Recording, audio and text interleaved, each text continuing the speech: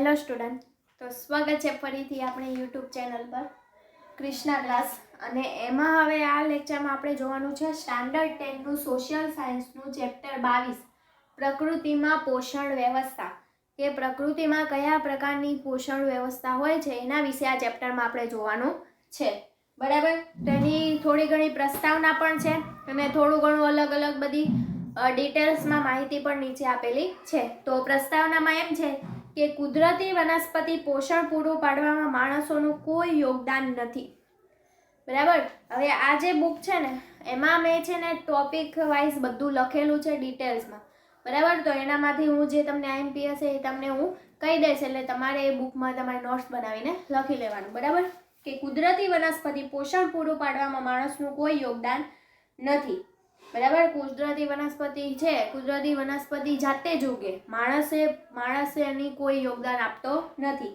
પૃથ્વી, જળ, વાયુ, આકાશ અને અગ્નિને મૂળભૂત તત્વો ગણ્યા છે. કયા કયા છે? તો કે કયા કયા મૂળભૂત તત્વો છે? કે પૃથ્વી, જળ, આકાશ, વાયુ. બરાબર. આ ચારે ચાર ઘટકોને કેવા ઘટકો ગણ્યા છે? મૂળભૂત ઘટકો ગણવામાં આવ્યા છે. અને એક છે અગ્નિ, એ પાંચમું. બરાબર. પૃથ્વી, જળ, આકાશ, વાયુ અને અગ્નિ, એ પાંચે પાંચ ઘટકોને મૂળભૂત ઘટકો તરીકે ગણવામાં આવ્યા છે. બરાબર. તો જે વનસ્પતિને કુદરત ઉપલબ્ધ કરાવે છે, જે કુદરતી વનસ્પતિઓનું શું આ બધું જે છે શું ઉપલબ્ધ કરાવે છે, આ બધી વસ્તુ કુદરત પોતાની જાતે ઉપલબ્ધ કરાવે છે. તેના લીધે જંગલો ફળ ફૂલ આપે છે. બરાબર. વૃક્ષનું કોઈ પણ પાંદડું તેના લીધે એ પાંદડા કેવા હોય છે? લીલાછમ હોય છે. બરાબર. અને કેવું હોય છે કે આપણને શું આપે છે? તે ફળ અને શું આપે છે? ફૂલ આપે છે. બરાબર. વનસ્પતિ જેના લીધે આ બધાના લીધે એને જે બધા ઘટકો મળી રહે છે એના લીધે આપણને શું આપે છે?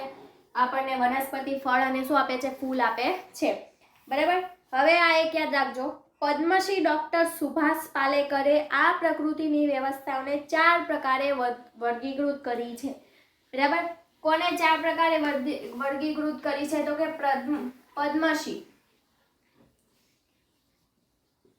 પદ્મશ્રી એવોર્ડ ધરાવતા ડોક્ટર સુભાષ પાલેકરે. બરાબર. પદ્મશ્રી એવોર્ડ ધરાવતા ડોક્ટર સુભાષ પાલેકરે તેને કેટલા પ્રકારમાં વર્ગીકૃત કરી છે? 4 પ્રકારમાં વર્ગીકૃત કરી છે. બરાબર. પહેલી છે ખાદ્ય ચક્ર દ્વારા પોષક તત્વોનું નિયમન, કે ખાદ્ય ચક્ર દ્વારા કઈ રીતે પોષક તત્વોનું નિયમન થાય છે, ફર્સ્ટ છે. સેકન્ડ છે કેશાકર્ષણ શક્તિ દ્વારા છોડના મૂળને પાણી, પોષક તત્વોની વ્યવસ્થા. હવે તમને જોયું હશે કે આ રીતે જે વૃક્ષ હોય ને એની નીચે શું હોય? મૂળ હોય. હવે આ મૂળ અને જમીનમાં આપણે એને શું આપીએ છીએ? પાણી આપીએ છીએ. તો આ જે મૂળ હોય એ શું કરશે? પોતાને એક ગુણધર્મ ધરાવે. કયો ગુણધર્મ છે એનો? કેશાકર્ષણ. કયો છે? કેશાકર્ષણ. તો આ કેશાકર્ષણના ગુણધર્મને કારણે શું કરશે? કે આ મૂળ જે છે એ અહીંયા જમીનમાંથી પાણીનું શોષણ કરશે. તો બીજું ચક્ર એ છે કે કેશાકર્ષણની શક્તિ દ્વારા છોડના મૂળને પાણી, પોષક તત્વોની વ્યવસ્થા. બરાબર. ત્રીજું છે ચક્રવાત દ્વારા વરસાદ, એટલે કે વાવાઝોડું દ્વારા, ચક્રવાત દ્વારા શું આવશે? વરસાદ. એ ત્રીજું છે. અને ચોથું છે કે સ્થાનિક અળસિયાની ગતિવિધિઓ. બરાબર. શું છે? સ્થાનિક અળસિયો. એટલે જે સ્થાનિક અળસિયું એટલે કેવું? આ જમીન છે જેની અંદર અળસિયા રહેતા હોય તો એને કહેવાય સ્થાનિક અળસિયું. અને સ્થાનિક અળસિયો અંદર કઈ કઈ ક્રિયાઓ કરે છે? પહેલા આપણે આવતું હતું અળસિયા ખેડૂતના મિત્ર હોય, તો એ જ રીતે કે અળસિયાની ગતિવિધિઓ અંદર કેવી રીતે હોય તેના વિશે આ ચેપ્ટરમાં તમને માહિતી આપવામાં આવી છે. બરાબર. હવે એમાં આપણે પહેલું જોવાનું છે.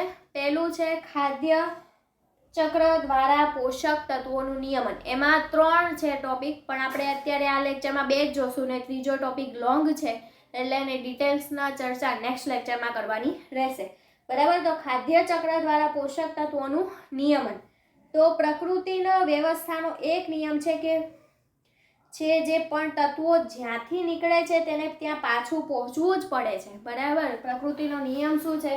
કે કોઈ પણ તત્વ જે છે, આ તત્વ છે જ્યાંથી અહીંયાથી નીકળે છે ત્યાંથી ત્યાં જ તેને શું આવવું પડે છે? પાછું આવવું પડે છે. જેટલું આપે છે એટલું જ એને પાછું લેવું પડે છે.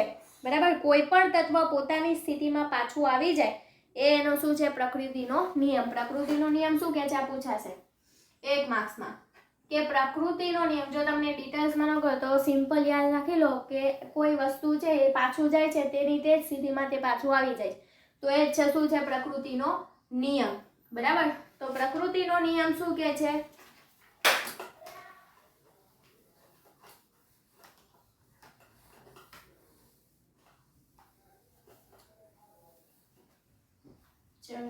તો શું પ્રકૃતિનો નિયમ શું કહે છે કે પદાર્થ પોતાની સ્થિતિમાં પાછો આવી જાય. સિમ્પલ શબ્દોમાં પોતાની સ્થિતિમાં શું આવી જાય? પાછો આવી જાય. બરાબર, પદાર્થ શું થઈ જાય? પોતાની સ્થિતિમાં શું આવી જાય? પાછો આવી જાય. તો આ શું છે? પ્રકૃતિનો નિયમ. બરાબર, અને કદાચ એક માર્ક્સમાં તમને પૂછાઈ શકે. બરાબર, તો કાર્બન ડાયોક્સાઇડમાંથી હવામાંથી વૃક્ષોમાં શોષાય છે. તમને ખબર જ છે કાર્બન ડાયોક્સાઇડ એટલે કે CO2. આપણો જે CO2 છે એ હવામાંથી ક્યાં શોષાય છે? આપણી વનસ્પતિ તેને લે છે, ઉપયોગમાં લે છે. બરાબર, તે વૃક્ષના અવશોષણ, દહન અને વિઘટનથી પાછો હવામાં ચાલ્યો જાય છે. બરાબર, હવે જો હવામાં પાછો વનસ્પતિમાં તો લે જ છે, પણ એ પાછો કેવી રીતે જાય? કારણ કે જો અળસિયા છે, એ કોઈ જીવજંતુ છે, એ બધાનું પાછું વિઘટન થાય. વિઘટન થાય એના લીધે કાર્બન ડાયોક્સાઇડ પાછો શું થઈ જાય? હવામાં પાછો ચાલ્યો જાય. એટલે એની સ્થિતિ એ જ છે. પ્રકૃતિનો નિયમ સમજાવે છે કે કાર્બન ડાયોક્સાઇડ વનસ્પતિ દ્વારા ઉપયોગમાં તો લેવાયો, પણ એના કોઈ પણ શું કહેવાય અવશેષોના દહન કે વિઘટનથી તે પાછો શું થઈ જાય છે? હવામાં જતો રહે છે. એમ જ પાણીની બાષ્પ સ્વરૂપે મહાસાગરમાંથી ઉપર જઈને વરાળ સ્વરૂપે બંધાય, વરસાદ સ્વરૂપે પાછું. બાષ્પીભવનની ક્રિયા બેસ્ટ એક્ઝામ્પલ છે આનું. કઈ રીતે?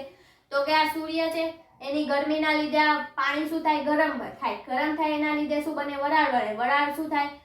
વાદળના સ્વરૂપને, વાદળ પાછું વરસાદના સ્વરૂપમાં એ પાણીને ક્યાં લાવી દે?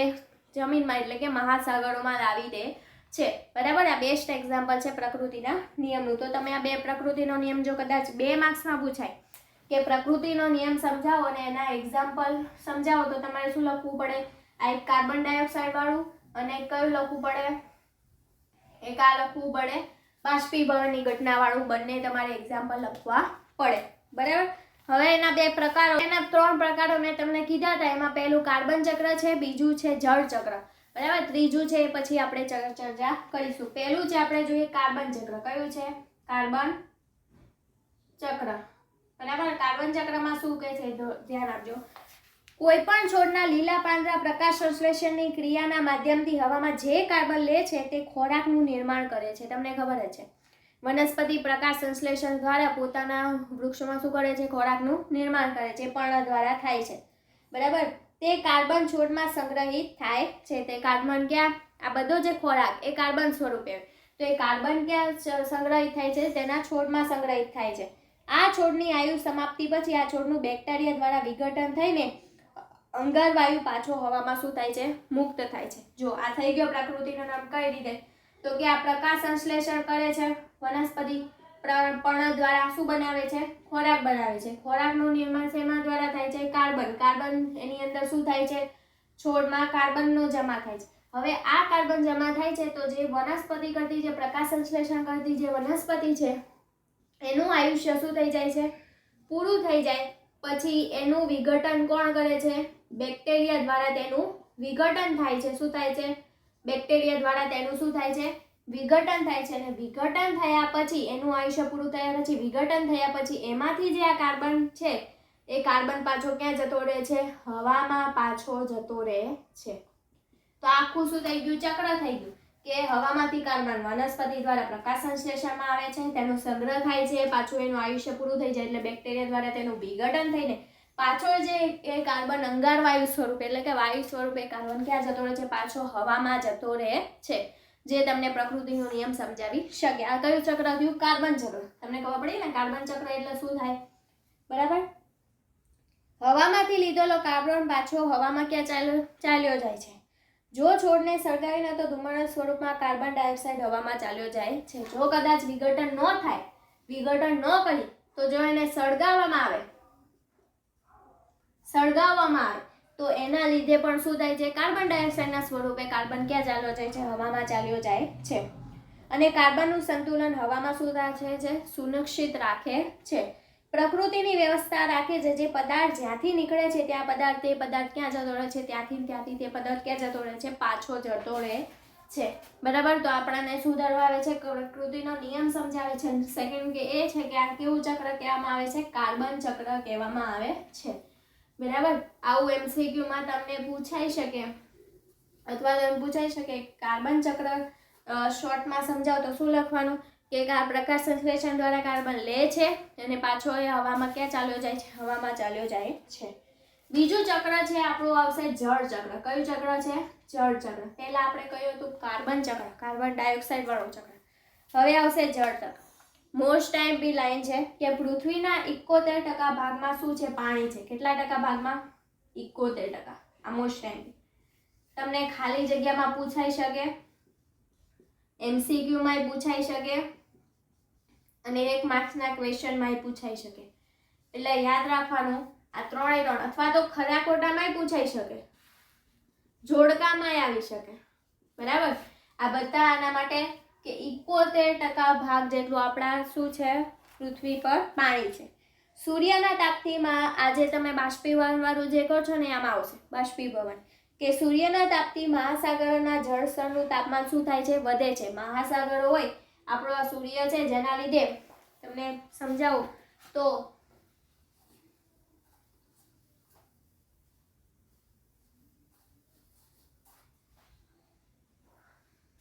એમાં એમ કે છે કે આ સૂર્ય જે છે, સૂર્ય શું થાય છે, ગરમ છે.